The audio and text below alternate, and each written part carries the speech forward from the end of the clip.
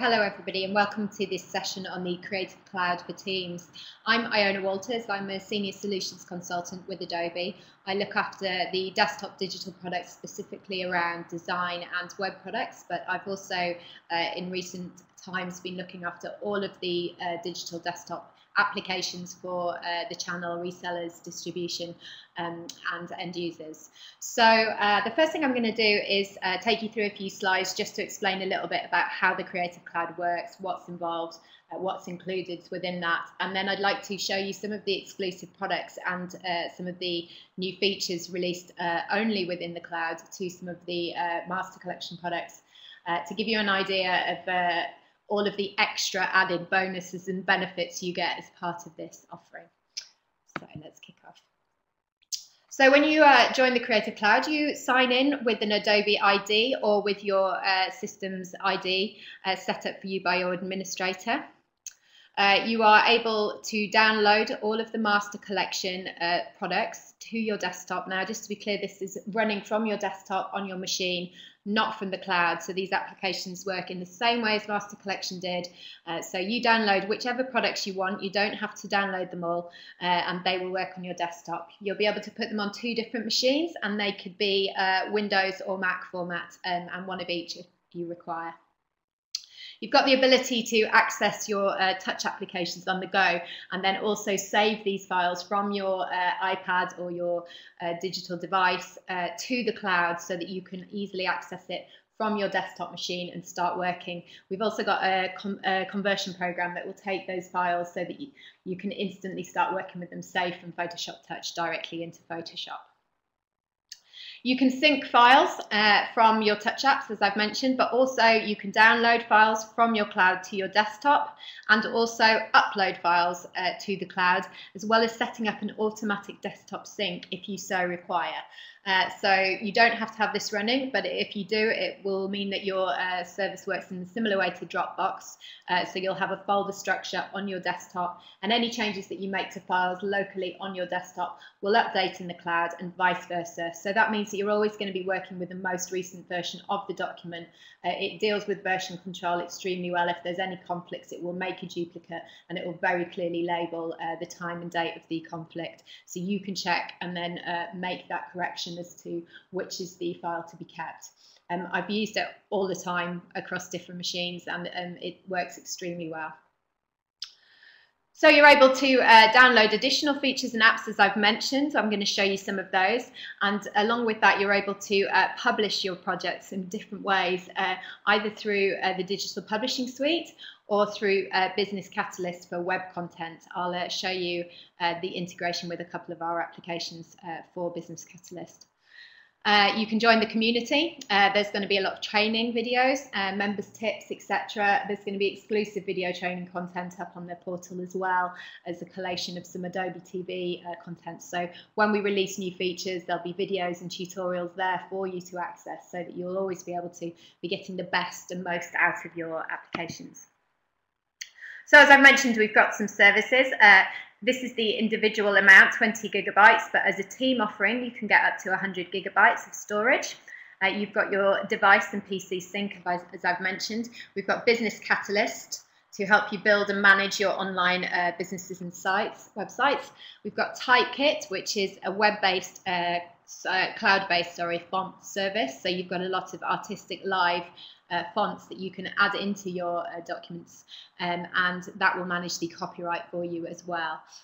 We've also got the Digital Publishing Suite Single Edition, as I've mentioned, so you can take your InDesign documents and you can produce your digital publications and publish them to the various different app stores. We've got all of the Master Collection plus more. I'm going to show you that in the interface, and some additional applications as well. And we've mentioned the community training, and there's going to be a support service for you as well, which you'll be able to get more details of from your account manager. So we've got new tools. We have Edge Animate, Edge Inspect, Edge Code Preview, Edge Web Fonts, which is a variation of Typekit, built and integrated into the rest of the family of the Edge tooling. And we have PhoneGap Build to enable you to produce mobile applications.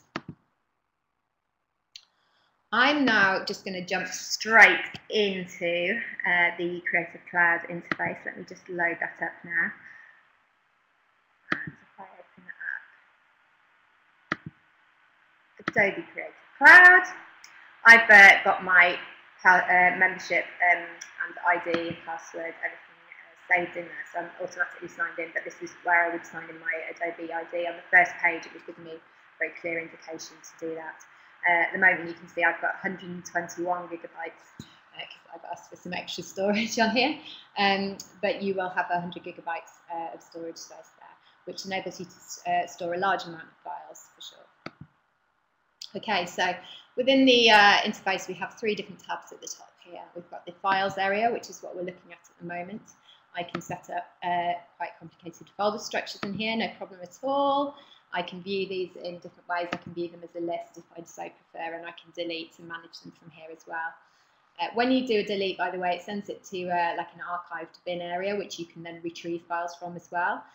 So it's a good idea to manage that area as well, just to make sure that when you do want to fully delete things, you do take them out of there to free up some more space. So let's just have a look at this InDesign demo file. I've got this, I'll go back to my thumbnail view, then I can really see what's in here. The other great thing about this is if I click on this InDesign document, you can see it's INDD file. So it's a native InDesign file. What's great with the cloud is it enables me, even without InDesign open or indeed InDesign installed on my desktop at all, it enables me to click through the pages of this InDesign file, and with Photoshop even to reveal and hide layers in the document. And Illustrator files you can browse as well and preview. So you can see here I've got some information about the file. I've also got my colour profile that Coola's created for me, which I can download as a file and bring into Photoshop or Illustrator to work with those colour palettes from this file. I can also add some comments to this page and to this document. You can see I've already added one in there. I can also share this, so I can add an email address to somebody or send a link to the, copy the link to this document to send to them from a different email application. I can allow them to comment, I can allow them to download or not. Okay, great. So as you can see, I think that's a really good way of dealing with sign-off of documents and also sharing documents with perhaps people outside of your immediate organisation or within different parts of the organisation.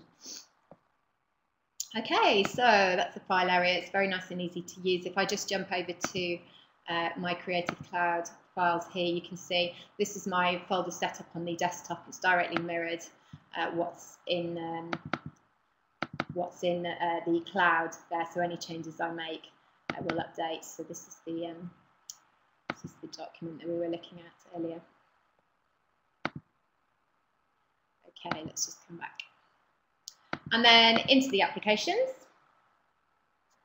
So at the top here you can see all of the creative tools we have available to you. The things to notice here are Adobe Muse, which is a cloud only application.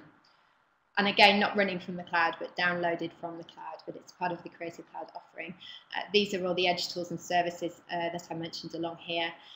Lightroom 4 you also get as the part of the Creative Cloud. That's in addition to the Master Collection.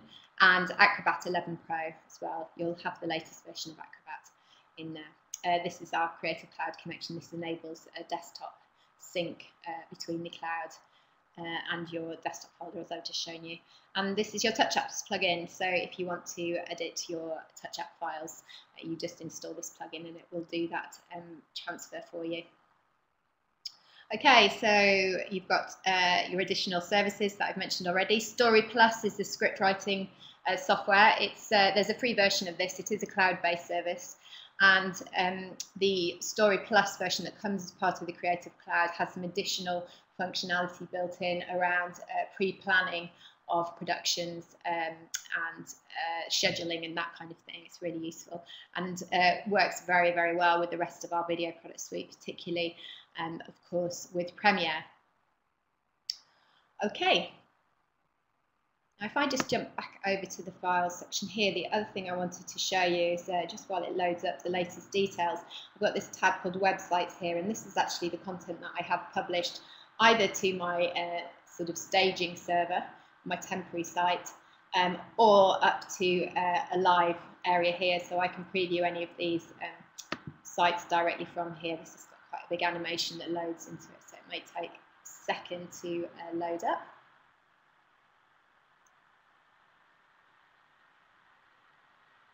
So there we go. This is an animation created in Edge Animate, which I'm going to show you in a second, one of the new tools. This is all made with SVG files, and it's embedded into a Muse site that's been built.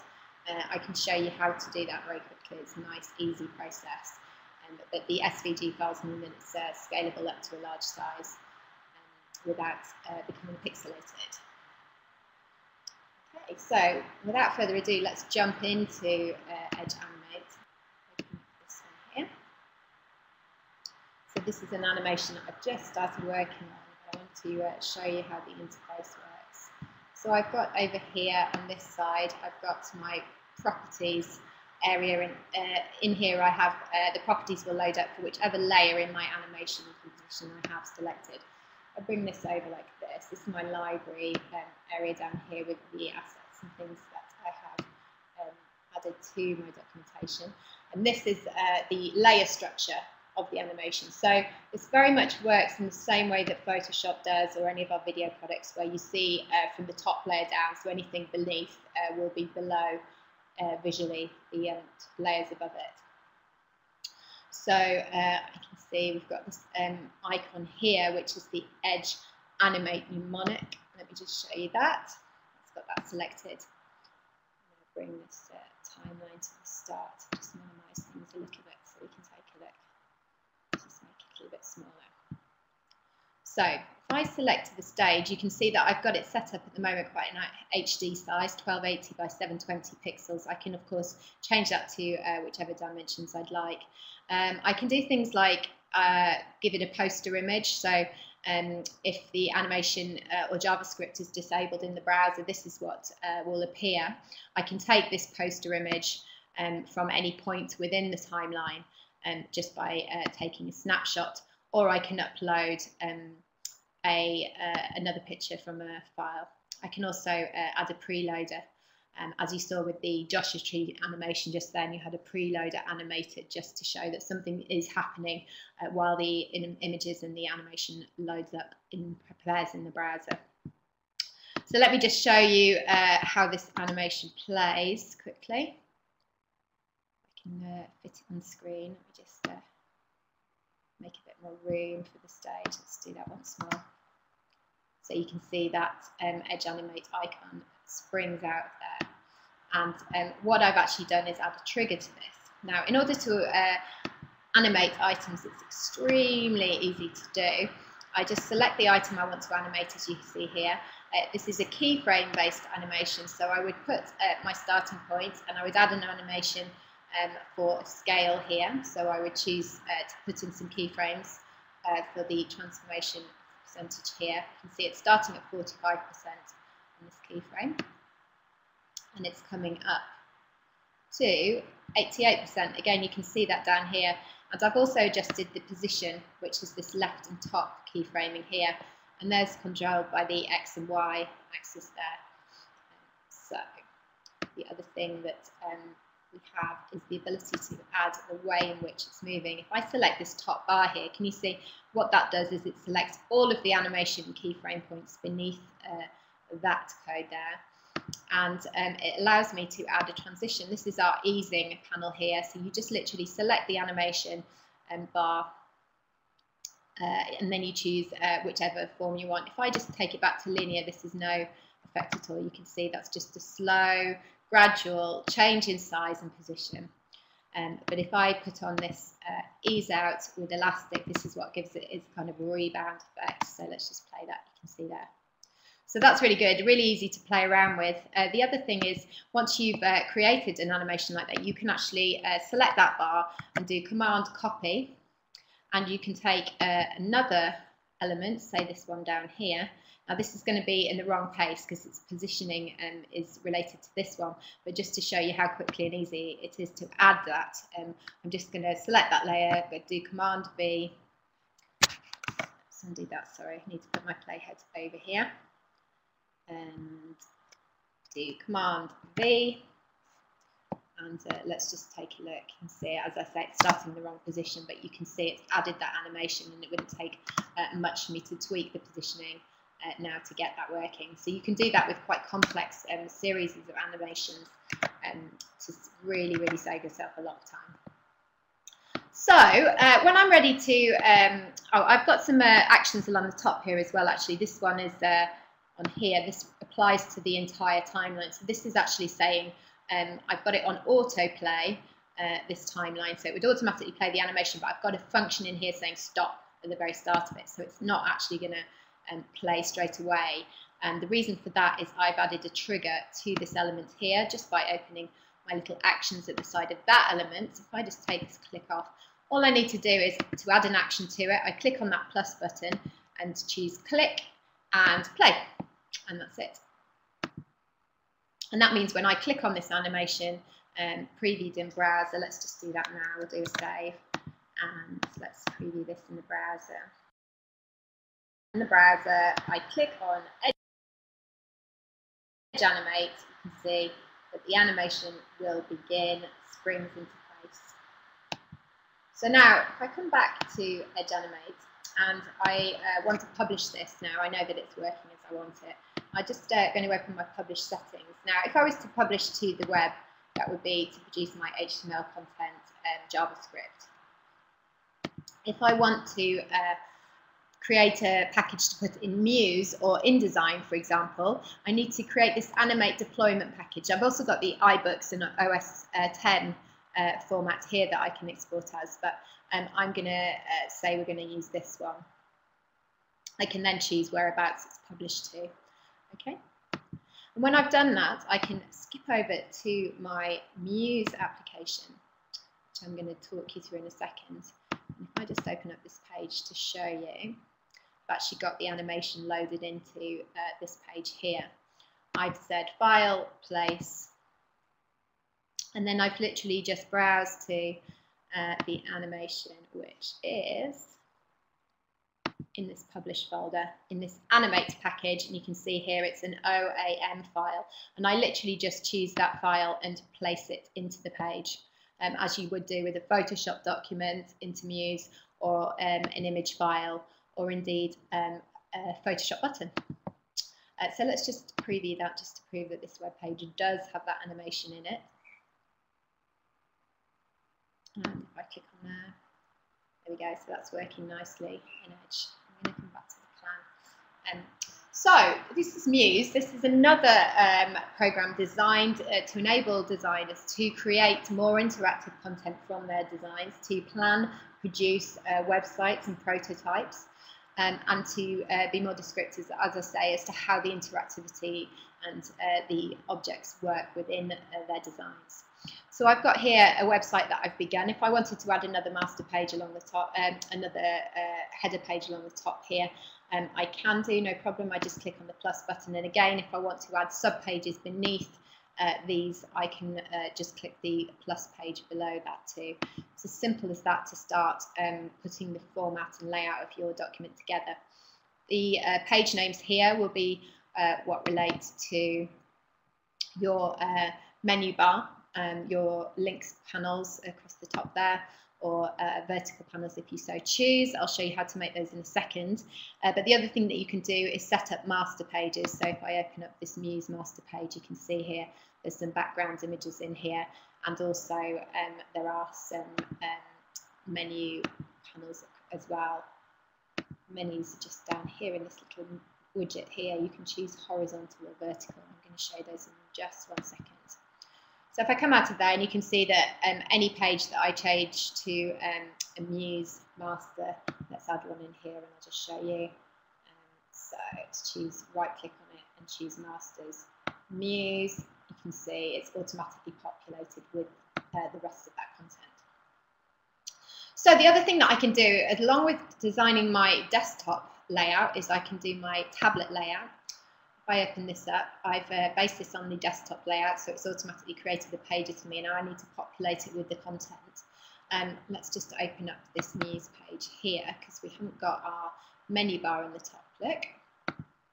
So I'm going to come to my Muse Master, and I'm going to choose a horizontal menu bar. Just going to literally drag and drop that out here. There we go. Place it along the top, and I might make these buttons a little bit bigger for those with slightly more cumbersome fingers. I can then choose the properties of this panel. If I click on this little menu item here, at the moment I've got it set as top level pages, but I could choose all pages if I had sub pages, or I could manually label and create the links to those as well. So that total flexibility there. I've got the ability to adjust the spacing and the sizing, and to show different icons and submenus within there. This is horizontally and centrally aligned text in here, as you can see. So the other thing I could do is to take one of these individual items by double clicking on it, and I can change the fill to either a gradient or a solid colour. Editing just in the same way that you're used to within our other graphics programs. And again, I can change the text as well to a different colour, etc. Okay, so we can do that for our phone layout as well. And let me just come back. If I wanted to keep the same menu bar across the top here, actually what I would do is just delete that. I would just come to my desktop view. Let's come into here, and I will just do Control copy or Command copy, and let's go to this master tablet, Command V, and literally just drag, drop this up here, and resize to fit in the space there.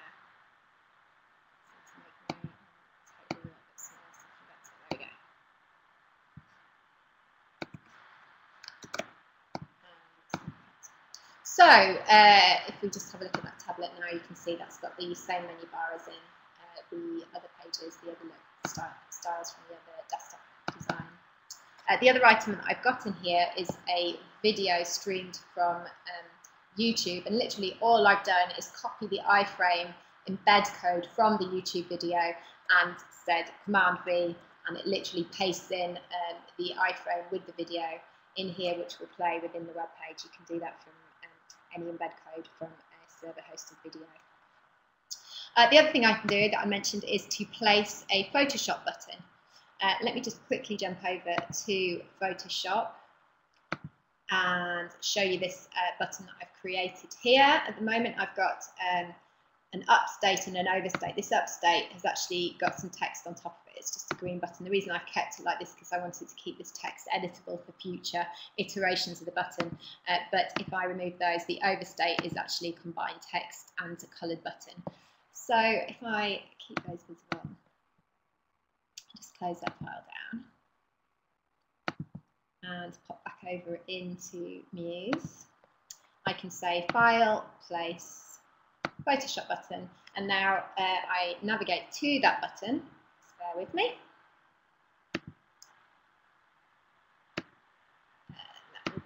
Images, product page button, and open. And you can see at the moment I've got composite chosen, which will show everything visible in that Photoshop document, and then the rollover state just as the over layer, which was this blue button. I can choose the mouse down and active state as well, but I'm just going to choose those for now. And I'm just going to click to place that button. You can see how things automatically bring up lines to help you align features already within the page, by the way. It's kind of useful. So let's just preview that now. Okay, so you can see when I roll over there, I've got the button changing. Let's come back to the design state, because of course the button's no good unless it's got a link. Got up here, I can just paste a URL into here. This is one that I've made earlier. It keeps a list of all the recently used ones. So now if I preview that, I can not only play this video, but I can also click on this button, and within the Muse application it will load in the Muse from the live Adobe site there. To publish my website, once I have it ready, I just choose the Publish button, and I'm already signed into Business Catalyst. Again, it's just your Adobe ID or your Creative Cloud logins to sign into Business Catalyst. I can put a site name in here and automatically publish this, publish to a new site or publish to an existing site, and give it my URL, specific URL, and I can choose where the data is hosted, data center. And that would then appear in my Creative Cloud website lists, as I showed you earlier. So the other product I'd like to show you very quickly from the Edge family is the Reflow product, which was launched just on the 14th of February. So this is a brand new product. And this is to enable you to set up your design content for different devices and make sure that it's going to appear correctly across these different screen sizes. This is my desktop view at the moment. I've just added a few elements in here. This is a box that I've added by clicking on this button and dragging and dropping. Let me just show you. I click on there, I can put that box in there and I can resize it. I can add properties to this in various different ways. So I can choose the distances as to how it's buffered at the edges there, the distance between other options, just by adding in these details here in the layout. I can also choose to resize it by percent and scale, or I can choose to have it as a fixed pixel dimension with a minimum or maximum size. So this one up here, for example, I have set as a specific size, so that when I move my page in, can you see it stays the same size, whatever else is happening in the page. Whereas this object here is set as a percentage, so it will scale down, keeping its distance, as you can see, that we've set between this and this item. But as soon as it hits the edge of the page, it's going to jump down onto the next level there, which is going to leave us with a slightly cumbersome, unpleasant layout there. Just scroll up the page a little bit more. Here we go. So if I show you this design in here, you can see that the text at the top is all going out. I've got this image that I've inserted just by clicking on this button, and I have set it to a maximum size there, so that it stays the size it is and doesn't resize with the screen size. Whereas this text is jumping all over the place. Again, I've added this text using the text tool. And the styling, this is actually an Adobe Edge font. You've got access to the typekit fonts from within Muse.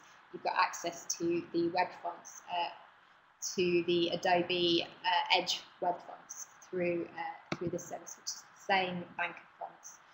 If I click on the plus button, I can add one of my web fonts easily to here. I can search through, I can select a whole bunch of them that I want to add in from these different areas. And once I've clicked them, click OK, I can see yes, they're all added. And I'm just going to click away from there. Now I can see all of my various different web fonts are available to me, along with the desktop fonts as well. So in order to select how I want this content to view at different screen sizes, we can see at this point is where the box jumps down to a different position. So I might say at this point here, let's add a breakpoint. And at this point, I can then reformat the styling. Let's jump this box down here, out the way. Let's delete that one. And I'm going to say that we're going to jump this box down to this point here, and we're going to make it full length like this, a little bit shorter, and this one here we will make wider, a little bit shorter as well. Let's jump that up. So now if I scroll up to the top, you can see, say this one here will make it back to there.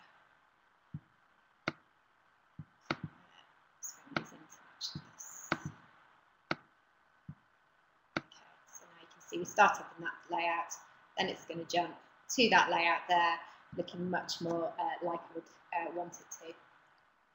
I can continue with that to produce the layouts. I can resize and reformat the text so that it doesn't jump down there. Really do have a play around it. It's a very nice interface, and lots of new features going to be coming in in coming months. The other thing I can do in my styling is to adjust the layout, adjust the corners radius of these boxes. So you can see here I've got a 20 pixel radius going on this one. If I just choose 0 for these radius, you can see that's just going to square that box off, but I can choose which corners are curved, and that I can alter from the master layout through different stages and reformat those. I can change the colour, the width, the style, etc. And the backgrounds, I've got a background added to this object here, which is a gradient, as you can see. Very, very easy to do. Again, you're working in such a similar way to the other graphics tools in order to wireframe these and design these pages. So do have a play with that. That's as much as I've got time to show you today with the Reflow. I'd like to just quickly show you a feature that's brand new in Photoshop CS6, only through the Creative Cloud, and that's something called a copy CSS. So again, this is about helping you quickly add the correct styling to your HTML content. I'm going to jump first of all into another of our Edge products, Adobe Edge Code, which is another exclusive cloud product. I've just opened a folder in here, which has got some very basic HTML and CS documents in there. The ones we're concerned with are the index, which is this here, and the style.css. These are the only documents that we're going to be previewing and working with. If I click on this little live browser link here, you can see that the content that's in here, this is just what we have, our HTML, unstyled content, a bit of text, no styling at all. So let's just jump back to Edge Code a second. And so this is going to be a live link between the two documents. So if we have a look at this Photoshop document, which is a typical web design layout, you can see I've got all the various different elements in here. This is the background, which is just a rectangle with a gradient fill. If I double click on that, I've got this new feature here, look. Right click, sorry, copy CSS, which it does very quickly indeed. If I jump back over to code and jump into my style sheet here, just do Command V, paste the background into there. I don't need to do a save or anything. I just pop back over and browse in the browser once more. You can see, oh,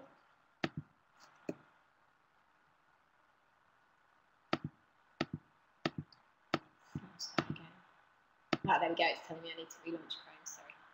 There we go. It's built into here. So you can see the style backgrounds has appeared, the gradient nicely in there. Just going to take one more element over just to show you the combination of elements that you can bring at any one time. If I look at this promo winter section, this is this box in the bottom there. Got 3 layers of text and a rounded rectangle, which has got a gradient fill and an outline and some curved corners to it. So I'm going to again copy the CSS from there. Hopefully just by holding over that top folder we should be able to jump straight in there once it's copied now and paste into here. Yep, so we've got all the details of it in there. I come back over now to my Chrome browser. You can see, yep, there it is, there's the element as if by magic. So you might need to do some repositioning and a bit of tweaking of these elements as you add them into your editor from Photoshop, but really it's going to take a lot of time out of creating and coding by hand some of that styling. So another product we have is Edge Inspect, which will enable you to browse through a plugin in Chrome to browse any content that you have showing up in code. This is the plugin here. I would connect to my device that has the free app installed on it, and then basically anything that I put into Chrome I can view on that device and see how it's displaying. So that's really going to help you make sure that everything's consistent across those different screen sizes. You can have multiple devices connected at any one time with your cloud membership. It's just a single device at a time without the cloud membership. So there we go. That's some of the new stuff and some of the exclusive content as part of the cloud. I'm just going to jump back very quickly into PowerPoint just to run through some of the things that differentiate the teams from the individual offering. So this is the individual offering. Along this row here, you've got all of the tools that we've talked about. You've got the ability to sync, store and share, to publish apps and websites through Business Catalyst and through the DPS service, and to be on top and make sure that you're getting the latest updates at any time through there. With the team version, you have more storage. As I mentioned, we've got 100 gig as opposed to 20. We've got a support service. We've got the ability to manage virtual work groups, so you can really collaborate with your files effectively and share. And we've got a centralized administration and billing service, which will really help you keep on top of your licensing and consolidation issues. So hopefully that's been a useful session for you, and it's given you an idea as to what you get as part of the Creative Cloud package. It's certainly more than just the master collection tools, and it means that having a subscription service and having the ability for us to release updates and new features as they're ready, rather than waiting for a yearly or longer release cycle, means that we can really give you the best value, and we can keep up with the demands of the industry and try and help you achieve your creative goals as quickly and as efficiently and effectively as possible. So thanks very much again for joining the session, and we hope to come back to you with some more features and updates at some point soon.